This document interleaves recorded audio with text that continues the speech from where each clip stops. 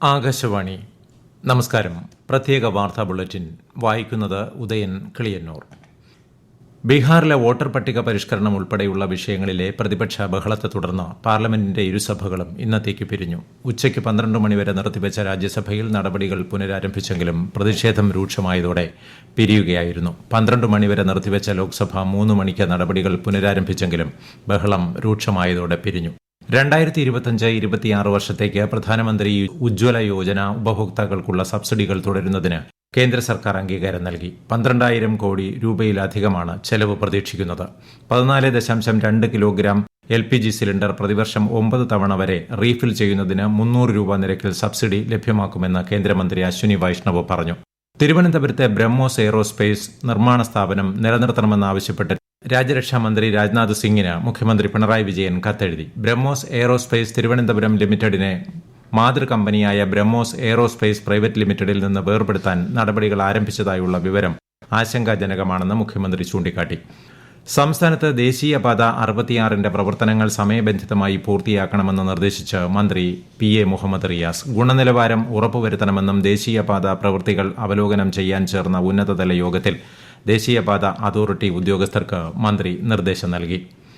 സംസ്ഥാനത്ത് അപകട സാധ്യതയുള്ള പ്രദേശങ്ങളിലെ വൈദ്യുതി ലൈനുകൾ PVC കവചിതമായ ഏരിയൽ ബെഞ്ച്ഡ് കേബിളിലേക്ക് മാറ്റുമെന്ന് KSEB. വെള്ളക്കെട്ടുള്ള പ്രദേശങ്ങൾ, സസ്യങ്ങൾ വേഗത്തിൽ വളരുന്ന സ്ഥലങ്ങൾ, സ്കൂൾ, അങ്കണവാടി, ആരാധനാലയങ്ങൾ, ജനസാന്ദ്രതയേറിയ പ്രദേശങ്ങൾ, അപകട സാധ്യതയുള്ള മറ്റു സ്ഥലങ്ങൾ എന്നിവിടങ്ങളിലാണ് അടിയന്തരമായി ABC കേബിളിലേക്ക് മാറുക.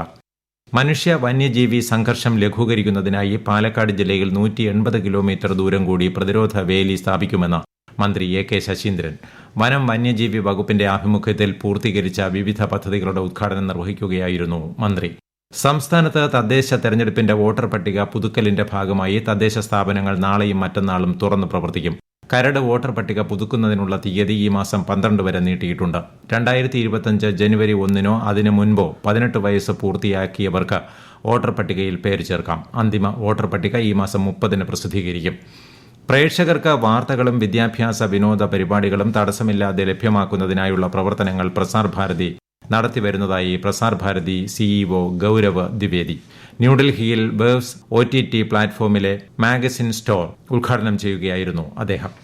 സംസ്ഥാനത്ത് ഷവർമ വിൽപ്പന നടത്തുന്ന സ്ഥാപനങ്ങൾ മാനദണ്ഡം പാലിക്കുന്നുണ്ടോ എന്ന് അറിയുന്നതിനായി ഭക്ഷ്യസുരക്ഷാ വകുപ്പ് 1557 പ്രത്യേക പരിശോധനകൾ നടത്തിയതായി ആരോഗ്യമന്ത്രി വീണ ജോർജ്.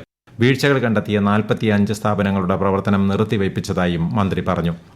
ആലപ്പുഴ ചാരുമൂട്ടിൽ പിതാവിൽ നിന്ന് രണ്ടാനമ്മയിൽ നിന്നും പീഡനം നേരിട്ട 4ാം ക്ലാസ്സുകാരിയുടെ സംരക്ഷണം അമ്മൂമ്മയ്ക്ക് കൈമാറി. ബാലാവകാശ കമ്മീഷൻ നിർദ്ദേശപ്രകാരം ശിശു സംരക്ഷണ സമിതിയാണ് കുട്ടിയുടെ സംരക്ഷണം അമ്മൂമ്മയെ ഏൽപ്പിച്ചത്. സംഭവത്തിൽ സംസ്ഥാന ബാലാവകാശ കമ്മീഷൻ സ്വമേധയാ കേസെടുത്തിരുന്നു.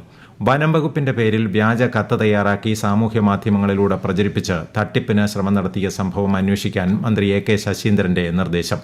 തട്ടിപ്പ് നടത്തിയവർക്കെതിരെ നിയമ നടപടി സ്വീകരിക്കാൻ മുഖ്യ വനം മേധാവിക്ക് മന്ത്രി നിർദ്ദേശം നൽകി. കേരള വനം വന്യജീവി വകുപ്പിന്റെ വ്യാജ ലെറ്റർ ഹെഡ് ഉണ്ടാക്കി വിരമിച്ച വനം മേധാവികളുടെ പേരും ഒപ്പും രേഖപ്പെടുത്തിയാണ് തട്ടിപ്പിനുള്ള ശ്രമം നടന്നത്. കയർ ആർട്ടിസാൻ ട്രെയിനിംഗ് പൂർത്തീകരിച്ചവർക്കായി രൂപീകരിച്ച സംഘത്തിന്റെ പ്രവർത്തന ഉദ്ഘാടനവും ആദ്യ ഓർഡർ വിതരണവും മന്ത്രി P രാജീവ് ആലപ്പുഴയിൽ നിർവഹിച്ചു. കയർ മേഖലയിലെ പുതിയ പദ്ധതികളുടെ പ്രഖ്യാപനം മന്ത്രി നിർവഹിച്ചു. കയർ തൊഴിലാളികൾക്കായുള്ള ആനുകൂല്യങ്ങളുടെ വിതരണം മന്ത്രി P രാജീവും മന്ത്രി P പ്രസാദും ചേർന്ന് നിർവഹിച്ചു. സ്കൂളുകളിലെ ലഹരി വിരുദ്ധ പ്രവർത്തനങ്ങൾക്ക് ശക്തി പകരാൻ സ്റ്റുഡന്റ് പോലീസ് കേഡറ്റുകൾക്ക് കഴിയുമെന്ന് മന്ത്രി Roshy Augustine. Idukki Kattappana saint George higher secondary സ്കൂളിൽ ഈ വർഷം പുതുതായി അനുവദിക്കപ്പെട്ട സ്റ്റുഡന്റ്സ് പോലീസ് കേഡറ്റ് യൂണിറ്റിന്റെ ഉദ്ഘാടനം നിർവഹിക്കുകയായിരുന്നു മന്ത്രി. കേരള സംസ്ഥാന ചലച്ചിത്ര അക്കാദമി കോഴിക്കോട് സംഘടിപ്പിക്കുന്ന മേഖലാ രാജ്യാന്തര ചലച്ചിത്രമേളയ്ക്ക് തിരിതെളിഞ്ഞു. സംവിധായകനും KR Narayanan national institute of visual science and arts ചെയർപേഴ്സണുമായ സയ്യദ് മിർസ ഉദ്ഘാടനം നിർവഹിച്ചു. മുഹമ്മദ് റസുലോഫ് സംവിധാനം ചെയ്ത the seed of the sacred fig ആണ് ഉദ്ഘാടന ചിത്രം. കണ്ണൂർ സർവകലാശാല യൂണിയൻ തെരഞ്ഞെടുപ്പിനിടെ ഉണ്ടായ സംഘർഷവുമായി ബന്ധപ്പെട്ട് 220 പേർക്കെതിരെ പോലീസ് കേസെടുത്തു. SFI, KSU, MSF സംസ്ഥാന നേതാക്കൾ ഉൾപ്പെടെയുള്ളവർക്കെതിരെയാണ് കേസെടുത്തത്. പ്രത്യേക വാർത്താ ബുള്ളറ്റിൻ കഴിഞ്ഞു. അടുത്ത വാർത്താ പ്രക്ഷേപണം നാളെ രാവിലെ 6:45-ന്.